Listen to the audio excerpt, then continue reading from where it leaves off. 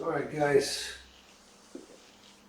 Kalimera from Cyprus. I tried to do this stream, it was a minute ago, and realized halfway through it that the stream was not actually doing its thing, streaming. So I shall have to do it again.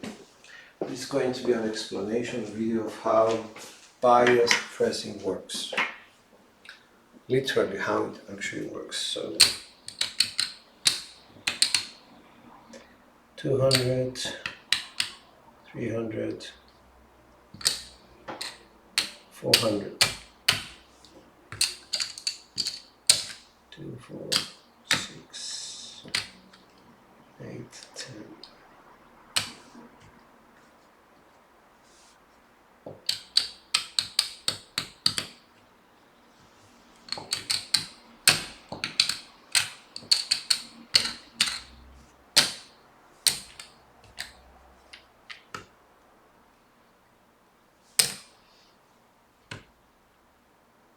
Take away 2.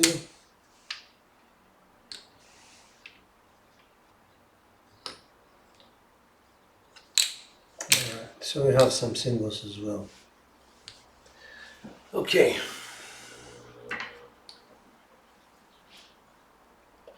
Bias pressing works on the idea of regressing, on the idea of just having a lot of money down for 2 hits and then down to table minimum. We always start with the idea that what is our table minimum, where do we want to be at the end of a roll. A roll has a beginning, a middle and an end. The beginning is always the same. It's very predictable. You either establish one of the points here, or you get a 7, or you get a 2, 3, 11 or 12. This is the story at the beginning. You ultimately will establish a point. If you're not the shooter, my advice is don't put a pass line bet. You're creating more landmines for the other shooter who is trying to help you actually achieve your goal. So stay away from the pass line as far as you're not the shooter. You don't need that. It creates a contract between yourself and the casino, and whatever is the table minimum, that is what you have to pay for actually making that contract at the end. The middle part of the story is that some points are going to be established, or in the worst case scenario, which is the worst case scenario for us, a 7 is going to come right after the point is established. It's called a point 7 out. So in this case, we're going to suffer tremendously from this strategy. I need to warn people about it.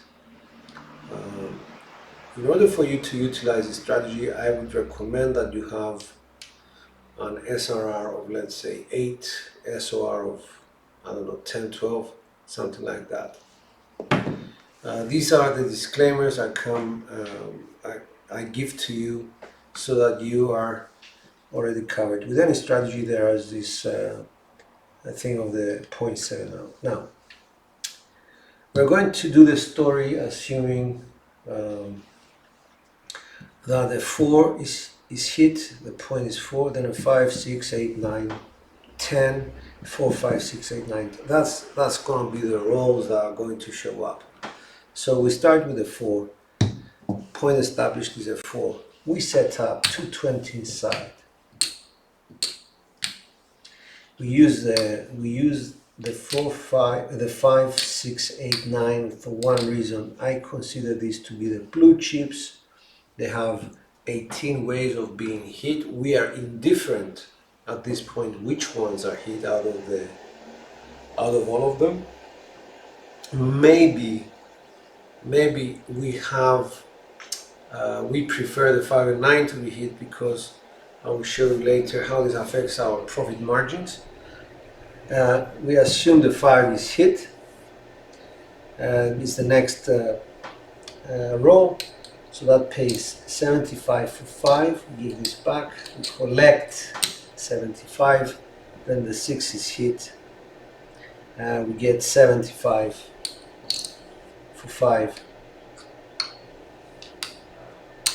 We collect, but apart from collecting, we bring everything down to our rack. We're always keeping in our mind which points were hit. We're just gonna go basic 44 inside, and then we're gonna say, well, the 5 was hit, the 6 was hit, so they deserve a lot more attention as opposed to the 8 and 9, which have not yet proved themselves. In the case of the 6, you need the caps as well. Same with the 8. If it was a 5 and 9, we would have saved a bit more money on the caps. That's why we have a preference to the 5 and 9, nothing else. So we have already created a differential of 125, 1, 2, 3. We have 140 profit locked in, it's on our rack, less what it's out here. So I have 10, 20, 30, 40, 50, 60, 66, less 140, it's $74 of profit, whatever happens after the 6 was hit. $74 profit. Now,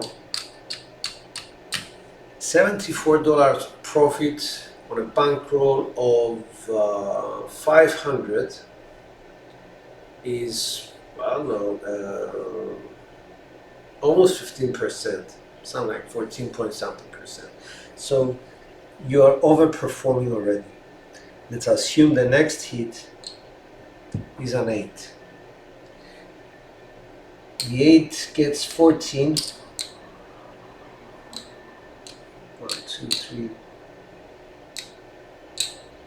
This is what we get paid, and it gets pressed up. We only collect $8. So 74 became $82 now. Let's assume the next point is a 9. The next point here, again we get 14.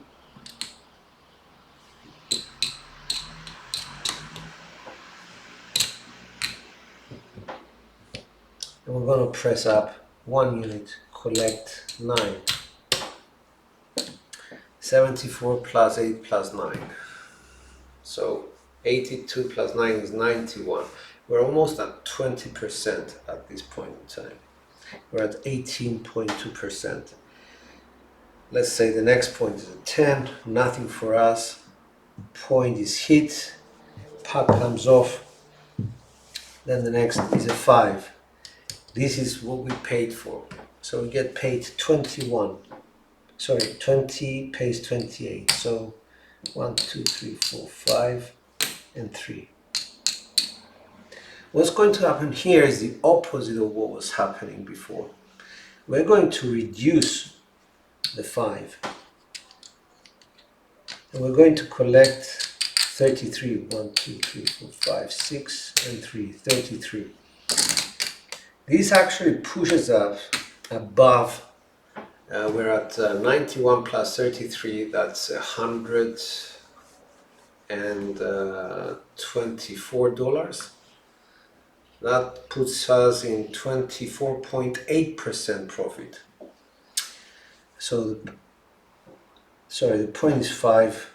We are not working. I apologize. Let's go back to this. Let's give our money back. 25, 28.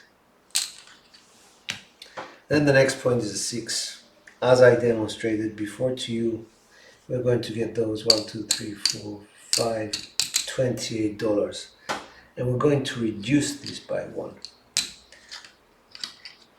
So 1, 2, 3, 4, 5, 6, 30, $34. So from 91 we jump to 125. 125 is a square 25% profit on the 500.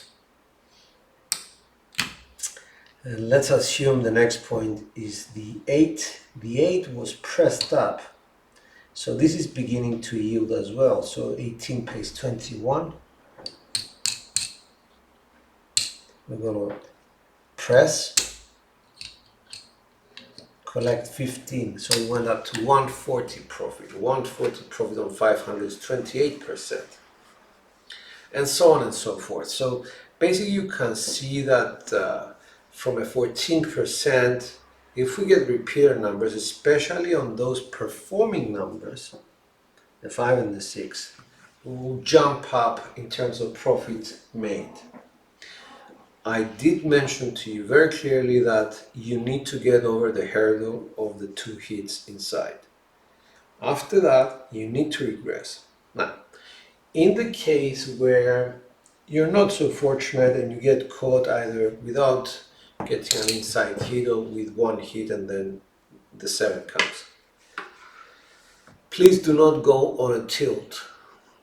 I advise you to, on the next roll, to do exactly the same thing. Just be patient, 2 hits and down, 2 hits and down. Do not prolong your exposure by more than 2 score hits before you actually regress down.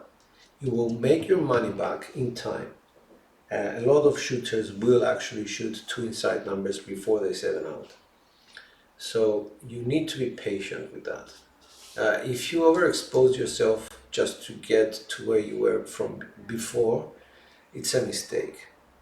I think a lot of people will explain it to you. You make less profit if the next number is a 7. So this is my brief explanation into the bias pressing. By all means, feel free to ask me any questions you may have. I will just check now live chat to see what's going on. Let's see. To see what's going on. Nope, there is nobody watching. Okay. All right. So yeah, this is George from Cyprus. Bias pressing, the new strategy.